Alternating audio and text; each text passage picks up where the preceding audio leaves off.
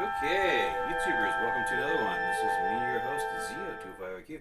And if you can see here, we're going to deal with metallic hydrogen laser tech. And this is going to be applied technology. So in this particular version of this, we're going to focus on materials that would contain hydrogen that we can convert via laser compression, allowing the molecular compression to maintain the hydrogen in a metallic state. So what we're going to do is laser compression. That's what this little diagram here is just talking about here.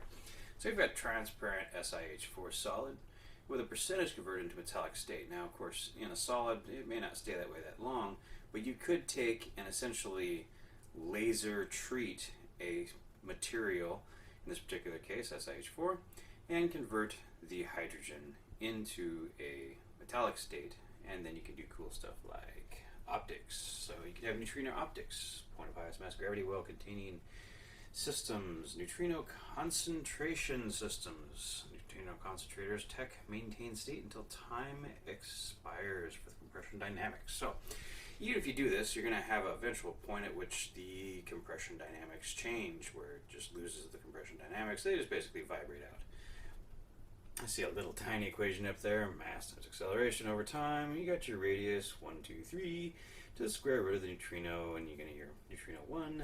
It's just your positive neutrino, and of course your neutrino 0, which is a neutral charge. And that's equal to neutrino to a positive mass, and that's going to be your velocity times your diameter to the first, and diameter to the second, powered over time and the flux, the frequency of the set flux. So that's pretty easy to understand. You're just going to basically reroute neutrinos as they travel, and that's how you can do it with that lens, and that's due to the ion capabilities of the, I would say you're in basically a forced ion state with a metallic hydrogen converted hydrogen atom. So let's talk about some technologies that's not quite solid, but let's go back to the gas technology. And then over here you can see we have an engine. This is a laser recompressor system, which is really cool. Interesting thing, we're going to have to probably just say at some point, hey, this thing's going to be really big. So you can see based upon the diagram here, we've made this particular one and the diagram a kilometer in length. Now, where would something like that really work out well would be in space. So what we're going to do in the laser, this is a laser recompressor. You can see it has a laser compression ring right there. See the laser compression ring for the SiH4 gas. So basically, as the gas is cycled round and round and round, as you can see that in the diagram, it's cycled, let's see, it goes through the middle, it goes over the top, and then comes down the sides, and then through the compressor, and then it's reinitiated into refunneled. The gas is refunneled down the center. And that's where you get your point of highest mass, or the highest state of compression is listed there. So the neutrinos that are in that local space are going to be drawn into that space by the local dent in space-time that's being induced by that bundle that's leaving the bottom of the array. Now it's interesting because the neutrinos that were traveling through space normally would not have been bent towards that direction anyway. So as soon as this gas is converted with the hydrogen into a metallic state, it begins bending and redirecting. I mean, we're talking like, a billion, trillion per second per coordinate. So there's a lot of neutrinos being redirected. So end up forming this gravity well relatively quickly. That's also going to give you a spatial curve. Now if you go way down here, you can see the laser emission equals what? A space drive. Space drive. And that's going to mean that the ship falls towards the well. So even though this is pointed down, what if you pointed it away from you? Okay, so let's jump over here. And we can see, what we've done here is we've created our first warp engine. And that right there would be your first warp ship that I would probably try to build, because you don't have to make the cylinders quite as long, and you can use a 5-axis aimable laser array. Now, why would I want to use a ring? Well, we had this theory that as we project a gravity well out in front of the ship, that's going to take the gases and the micrometeorites that are out in space, and they're going to basically collapse into that beam. So you're going to end up with this like bundle of stuff you're going to have to deal with. Now, is it going to happen immediately? Yeah, in a lot of cases, you're going to have things that just align to follow that line right there. So it's not a good idea to have that pointed directly out of the nose of the ship because, well, you're going to run into it and it's just going to totally sandblast and eventually destroy your ship. So I was thinking about the ring configuration. Not only can you control your direction by having multiple emitters, but you could also have that debris ring go right down the middle. Now, admittedly, if you need gases or you want to mine it or whatever, you could do that too. So it'd be interesting in a mining aspect or a traveling aspect that you'd be able to maybe go in that direction with that. So, you know, I've watched a lot of Star Trek, Star Wars, and other stuff like that, and this is the first thing that I've seen where you can actively use the existing energies that are flowing out there anyways, and all we're going to do is redirect them, concentrate them, shoot them out in front. And according to everything that I know about, I don't know, gravity, gravitons, neutrinos, and everything else, we're talking about being able to project a gravity well. And that's the first thing that I've seen that could create a true warp engine. That means you could shape space in front of the craft, which is very, very odd. And it's the first time I've seen something that leads me to believe that we might actually be able to achieve Star Trek type stuff. It also leads me to believe, like in this case right here, oh, what is that? Is that the SS Zio? It sure does look like it. Let me move the light a little bit so you can see it. So now we have this cool little starship that follows a bunch of principles. And you can see up here on the nose, I got this cool shield. We're going to call that the deflector shield, solid deflector shield. That's going to be up on the nose. And of course, you're going to have to just basically wrap the whole front end of the thing with big giant metal plates and put all the living quarters behind those giant metal plates. Okay, so in these giant metal plates, I suggested earlier that we make that kind of stuff over on Mars by bombarding it with a bunch of metallic asteroids and carbonaceous asteroids. Anyway, so this one, I thought, hey, you know, instead of a ring like that, not that you couldn't use a ring like that, but instead of a ring like that, why don't we just use a triangle thing? Now, interestingly enough, as the particles are projected out in front of the craft, and you get this spatial curve, as you can see, I've kind of drawn the gravity well there, and you get that spatial curve, that means you have gravity out here. Even though your ship is way here, you're going to have gravity there. So it makes me wonder about old Roddenberry. Did somebody take him on a spin? Did we make one of these things in the future and take him on a spin and show him how this stuff works? Because the emissions from those three arrays are going to create a discernible gravity well out projected in front of the craft. So you would want your living quarters above said projection so that you have gravity. Of course, I didn't make mine flat.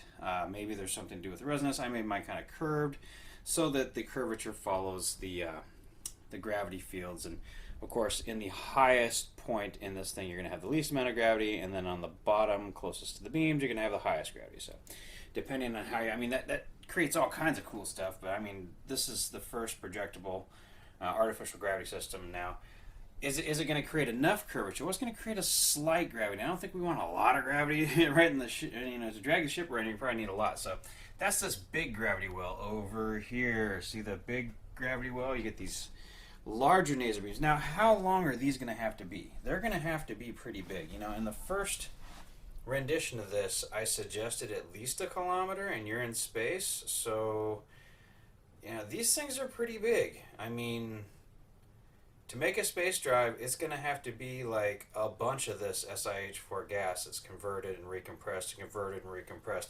And that's the same type of thing you're going to see inside these big long tubes. And then when the gases come back around and after they're recompressed in this area, that's the point of highest mass there. So you have a triangulated highest point of mass right there with a highest point of redirective. Your highest point of mass actually gets projected out here where the beams meet in front of the craft. And then you have your laser beams meet and you create an artificial, you induce an artificial gravity well.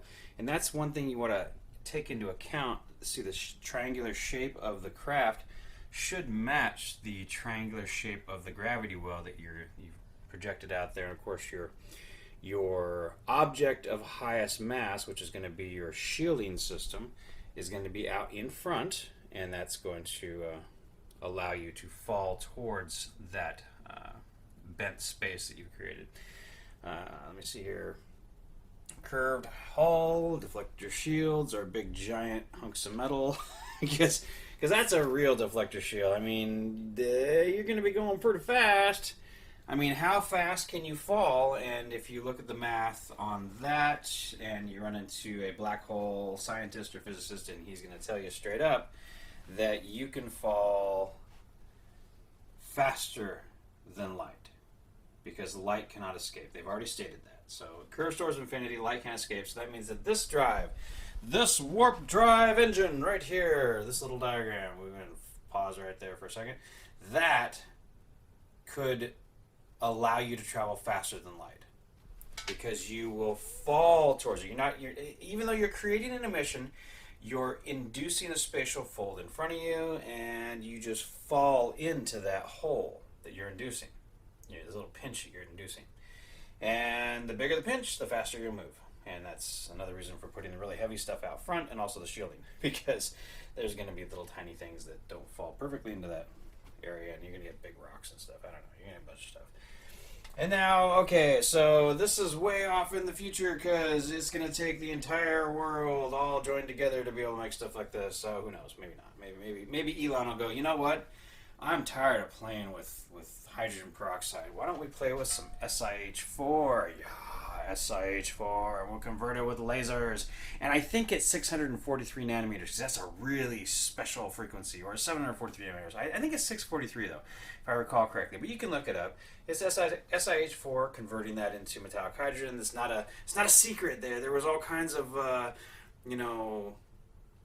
scientific papers that were released on that. A bunch of people did it, but they didn't know what to do with it. They're all right. We made some metallic hydrogen, but they don't know really what to do with it. You need a whole bunch of it because each metallic hydrogen converted atom can only redirect a very small portion. Now, admittedly, neutrinos are way smaller than atoms, so even one is going to redirect a whole bunch of them.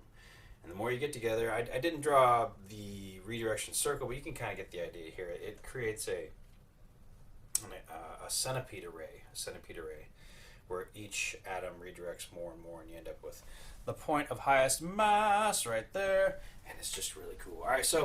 All right, since we don't have like the whole world and we don't have that kind of money behind us yet, how about we look at something a little bit simpler? And this is just a little tiny, just one tube thing. And you can see here we had to include a better steering system because it's going to be so small. It's just going to be one big long tube. And then up here in the head, look up here in the head, we've got a bunch of, like, you can see the crew quarters are right behind the big heavy duty shield. And that's where the gravity is also going to be microgravity there.